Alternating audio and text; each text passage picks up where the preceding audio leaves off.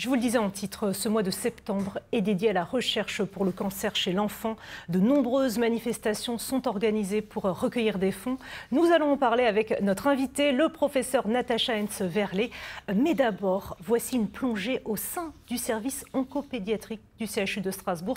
C'est notre dossier ce soir, signé Isabelle Michel et Thierry Sitter.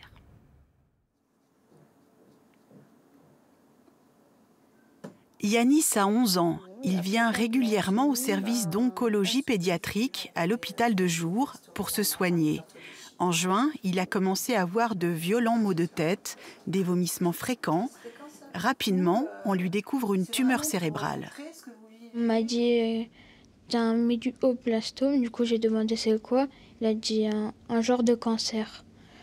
Du coup j'étais un petit peu triste. Après je me dis pourquoi moi. Et après ils m'ont opéré. Un petit peu beaucoup stressé. Mais tout s'est passé bien, alors je suis content. Bonjour. Bonjour madame. Bonjour Yanis. Comment ça va? Ça va? Comment ça va aujourd'hui? Ça va. Pas trop de douleur? Non. Les chirurgiens qui l'ont prise en charge viennent régulièrement prendre de ses nouvelles. L'opération s'est bien passée. On a incisé derrière l'oreille et puis on est allé enlever toute cette tumeur sous microscope, ce qui nous a permis d'avoir un beau résultat parce que l'IRM montrait qu'il n'y avait plus de résidus après.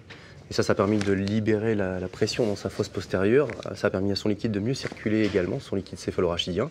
Dans cet hôpital de jour, qui permet à Yanis la plupart du temps de rentrer chez lui tous les soirs, sa mère l'accompagne quotidiennement. Là, on se rend compte qu'il y a des choses qu'il ne peut pas faire, comme aller à la rentrée, enfin des choses comme ça. Mais je ne pense pas que je me rende vraiment compte de tout ce que ça implique maintenant. Comme on a la tête dans le guidon, comme je dis, on fonce et voilà quoi. Coucou Yanis. Un moment difficile, Yanis apprend qu'il devra passer la nuit à l'hôpital afin de procéder à un prélèvement de cellules dès le lendemain matin, avant une chimiothérapie. T'as des questions par rapport à tout ça encore? Non. Pour nous, ce qui est le plus difficile, c'est de gérer la douleur des enfants.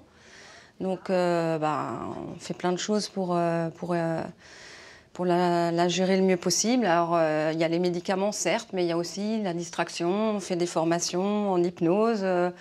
On apprend. Moi, j'ai fait même il y a quelques années une formation chant. On essaie de faire le plus de distractions possible dans les soins. Yanis quitte donc l'hôpital de jour pour une autre chambre où il passera la nuit. Pendant ce temps, au sein du laboratoire situé dans le même bâtiment, les recherches se poursuivent. La tumeur de Yanis a été analysée très vite après l'opération. La tumeur doit arriver vraiment le plus rapidement possible dans notre département pour qu'on puisse analyser cette tumeur, pour qu'on puisse porter un diagnostic. Et ce diagnostic, il est indispensable pour la prise en charge ultérieure du patient. Il va permettre d'abord de classer la tumeur de façon extrêmement précise, d'établir son pronostic, c'est-à-dire est-ce qu'elle est très grave, moyennement grave, pas grave du tout. Et est-ce qu'éventuellement, on peut établir des cibles thérapeutiques? Objectif, un traitement le plus ciblé possible. Pour Yanis, le chemin hospitalier se poursuit. Ouais, je dis c'est injuste, mais c'est la vie. Et la vie, elle est dure. En France, près de 2300 cas de cancer sont diagnostiqués chaque année chez les moins de 15 ans.